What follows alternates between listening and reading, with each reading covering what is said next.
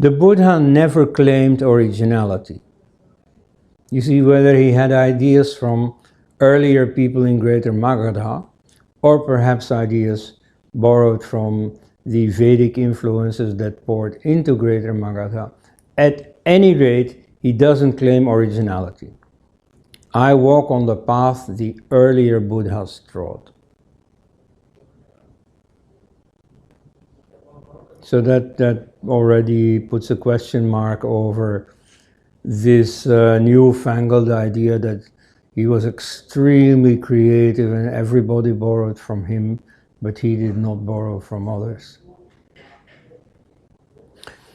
At birth, so the story goes, he was predicted to become a leader, either a worldly leader or a spiritual leader, but at any rate somebody outstanding. But that means that this type of ascetic already existed.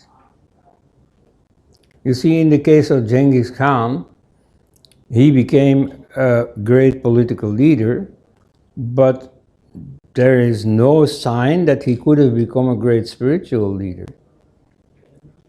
You know, this role of a spiritual specialist, that clearly already existed in India, far more than elsewhere. Then there is the classical story of his 4 meetings. So first he has a few, meetings, at least a few encounters that don't make for a very optimistic view of life. He sees someone sick, someone dead, and then, more hopefully, he sees a sadhu, an ascetic, a renunciant. And it is that precisely that sets him on his typical course. It is that meeting that ultimately makes him into the Buddha. But what does that meeting mean? That there exist renunciants. He was not new in that. He did not invent that. You see, that role already existed. And he wants to follow this man, which means that this man has reached something. You know, there may be people who are desperate, but that's not good enough. There is someone who takes his desperation and concludes something practical for it, a certain lifestyle that he follows, and that, to some visible extent, provides an answer to the misery presented by the 3 earlier meetings. And so, this is not a surprise. This may be a surprise to the royal family. His father, the president for life of the Shakya Republic, may not think beyond the ideal of political power. Maybe for him personally this was not what he wanted, but at any rate nobody around is surprised at this. You see, maybe they are surprised that he personally, having such a great chance in life to become the next president for life, that he spurns it and prefers becoming an ascetic. But at any rate, that people become ascetics, that's nothing new. Nobody expresses surprise at that. Then he starts his search, and so he goes through different phases. For example, for a while he joins extreme ascetics who don't eat anything, and so his ribs can be counted because he's so thin. Which means, of course, that that type of ascetic already existed. And so to some extent you still find that in Jainism. And Jainism effectively, by its own account, is older than Buddhism. Like in Varanasi, there is a temple for Parshvanath, who was the predecessor of Mahavira Jina. And then they say that he's not the 23rd, so that there were many more predecessors. At any rate, this type of extreme ascetic already existed. He continued his search.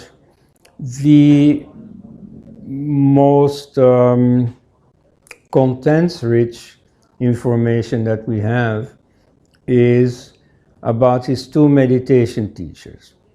So they are linked with the Sankhya school. Sankhya anciently meant something like philosophy in general. You see, that is the most ancient Hindu philosophy preceding Vedanta, and strongly linked with yoga. And so it is often said that yoga is the practice that goes with the Sankhya theory. So these are Alara Kalama, who is described as a famous expert in breath control and meditation, and Udaka Ramaputta. And so they taught him two advanced meditation techniques, namely staying in nothingness. Here you already have the idea of emptiness that becomes a central idea in Buddhist philosophy. And entering the dimension of neither perception nor non-perception. And so this is described as the highest state you can get. So he masters these techniques. He becomes equal to his teachers. But he's still not satisfied.